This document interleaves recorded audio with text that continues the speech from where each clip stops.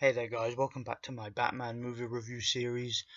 Today I'm going to be reviewing The Dark Knight, directed by Christopher Nolan, starring Christian Bale. Now, I recently reviewed Batman Begins, and for those of you who didn't see that review, I'll leave a link in the description section below. I really liked that movie, I gave it a solid 9 out of 10.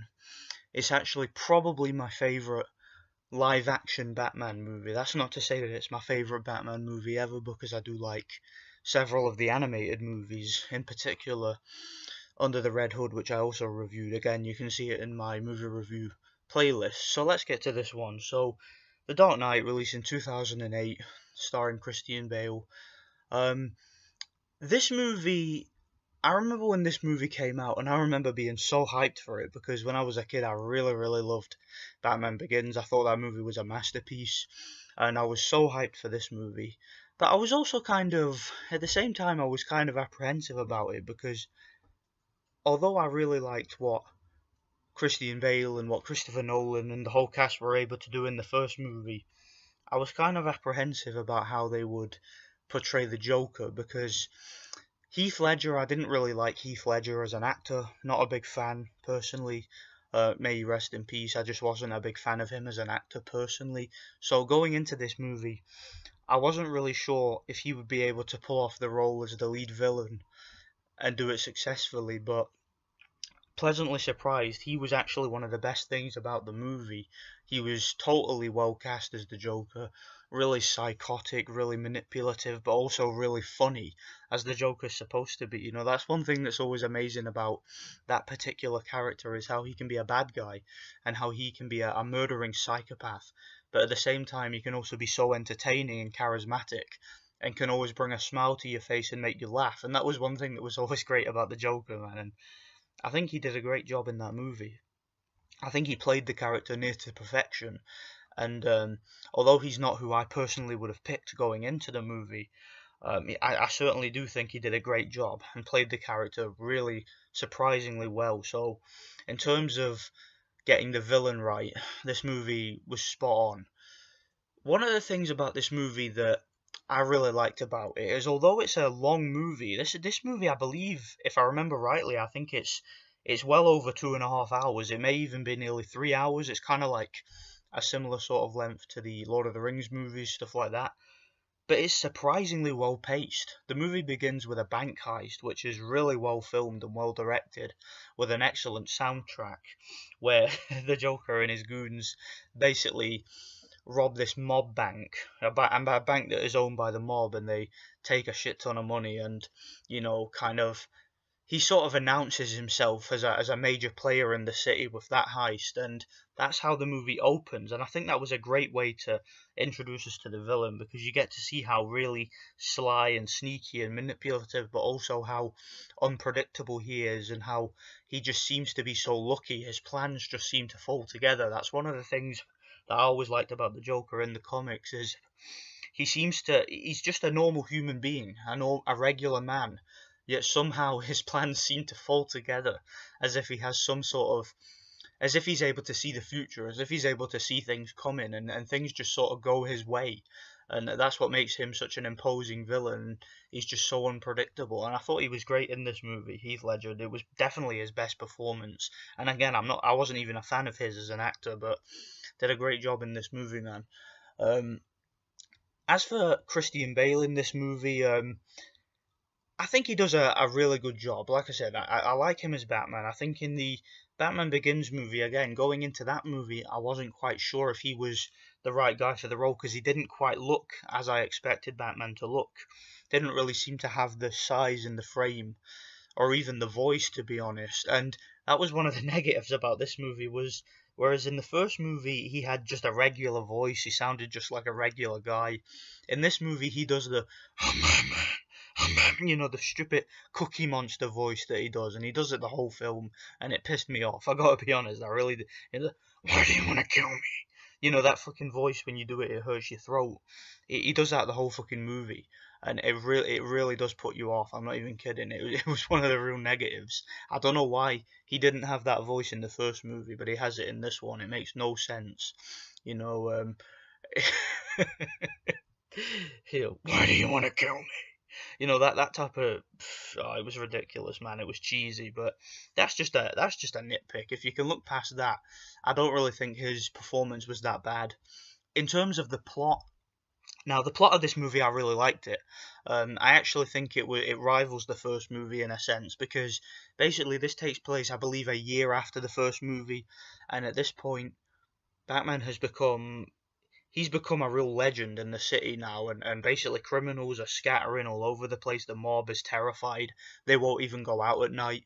They have like these meetings during the day where they try and, form a syndicate to figure out what to do. And Batman is basically taking them apart and taking them down one by one. And also, his rise has inspired a lot of politicians to, and a lot of police too, to get involved and to fight crime and to become potential idealists, and that, of course, leads to the rise of a particular district attorney who is looking to get into politics, and that's Harvey Dent. Now, Harvey Dent, of course, as you guys will know, is the villain Two-Face, and he's in this movie now. He doesn't become Two-Face until later on in the movie, but I've got to say the actor who portrayed Harvey Dent did a really good job. I think he was a really conflicted character.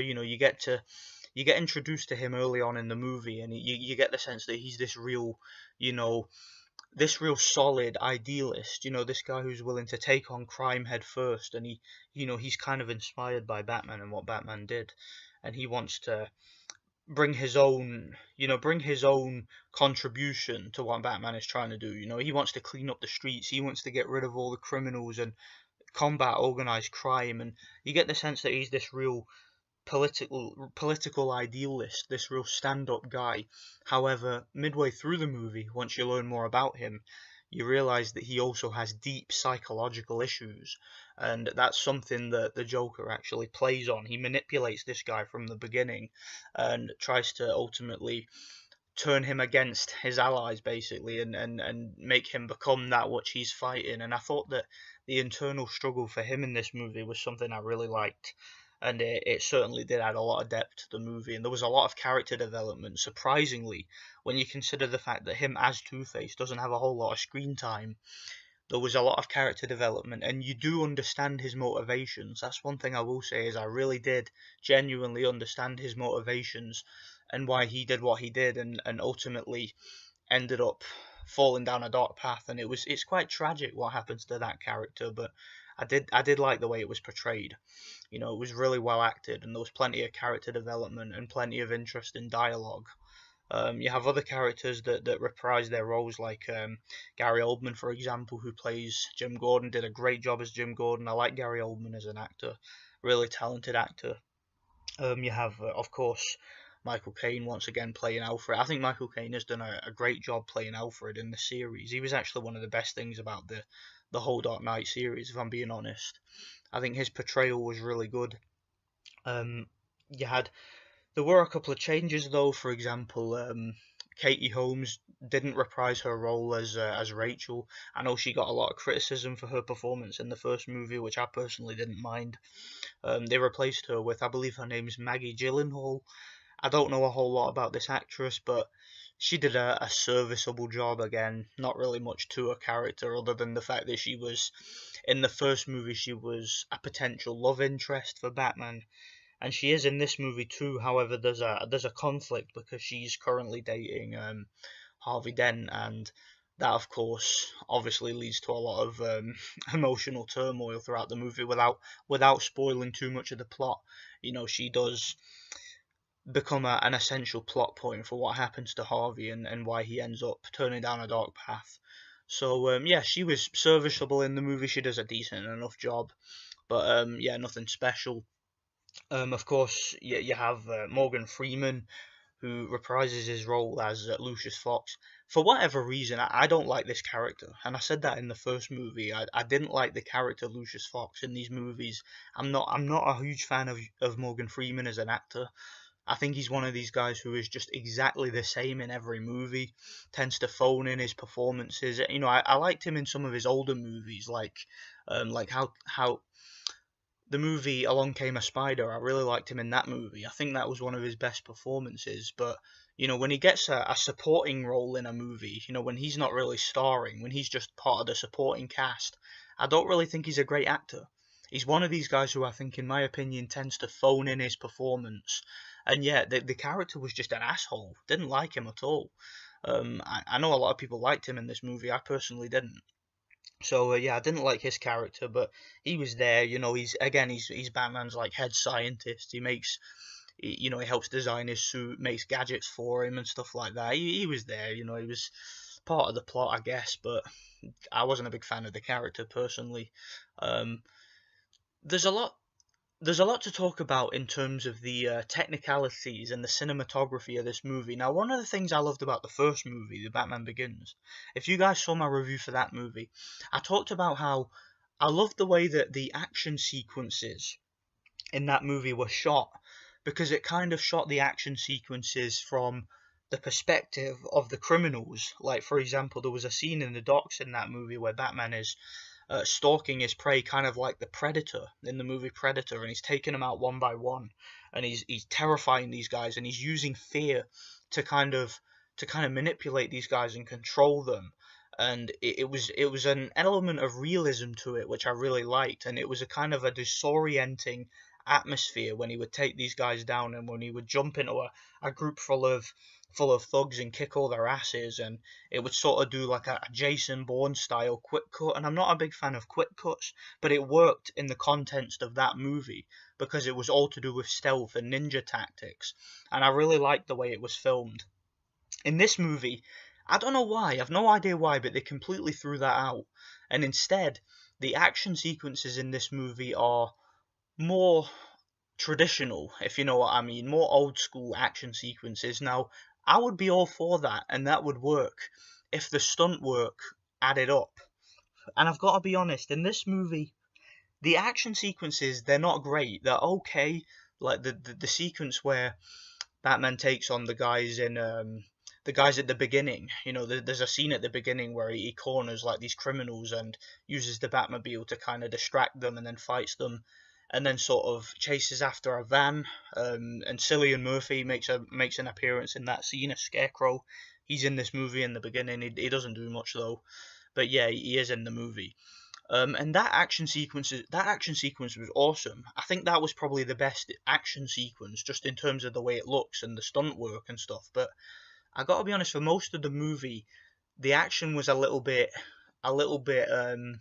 pedestrian, if you know what I mean. It didn't really look as if it was real to me. Like, Batman does a lot of things, like he'll just elbow somebody and they'll fall over when it didn't even look like he made contact. And it's not like that the whole movie. I mean, he does land some solid shots, and there are some good sound effects with punches and kicks and stuff, but it just doesn't have that same like realism to it that the first movie had. It doesn't have that sense of dread and atmosphere where Batman's using fear and using stealth. In this movie, it's like Batman is just superhuman.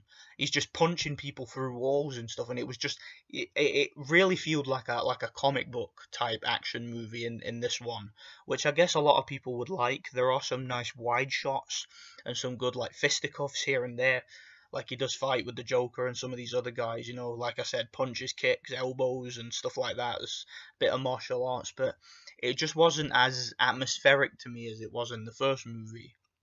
And I think if they'd have had some like Scott Adkins style martial arts in the movie, it would have been awesome. Which is interesting because one of the actors who's actually in this movie, who plays one of the criminals, is a guy named Michael J. White, who's one of my favorite actors. He's in this movie for a bit. He's only in a few scenes, and he doesn't last very long. He gets like killed by the Joker, but uh, it's curious to me, why would they cast a guy like Michael J. White in this movie and not give him any action scenes? That was really confusing to me, because it would have been cool to see maybe Batman take on Michael J. White in a fight. Imagine that. That would have been awesome.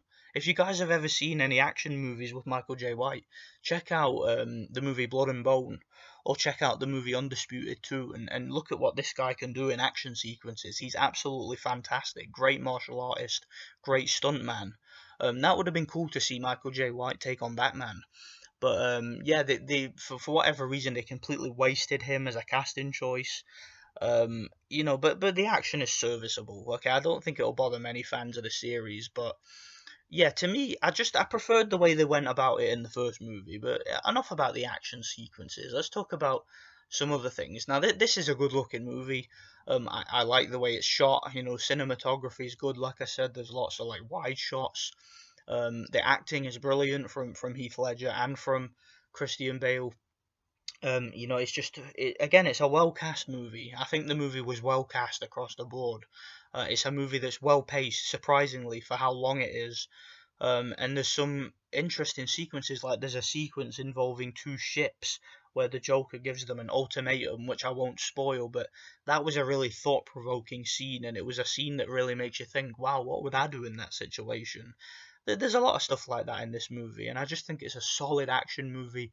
It's a solid comic book movie. Again, it's not perfect. Maybe it's a little bit overrated. I think the movie might have been a bit overhyped when it came out, but nonetheless, I enjoyed this movie. I thought it's a great movie. I give this movie a solid 8 out of 10. I think this is a great movie. Really enjoy it. I don't think it's the best in the series. Again, I do prefer Batman Begins to this. I do prefer that movie, but there's things about this movie I like more. Okay, this movie has more action. Okay, this movie has a bit more emotion to it. You know, so yeah, I think that there's a lot to like about this movie. I give it a solid 8 out of 10. And stay tuned for my review for The Dark Knight Rises. Now, heads up for that one. A lot of you guys are not going to like that review, put it that way. A lot of you guys are going to be pretty shocked by what I have to say, but let's just say that I got a lot to say about that movie. That's going to be a real long review. If you thought this review was long, that one probably be even longer, but maybe not actually. We'll see. Let me know what you guys think anyway. And yeah, thanks for watching. God bless. And if you like my movie reviews, you can check out my movie review playlist in the description section. And thanks for watching, guys. God bless.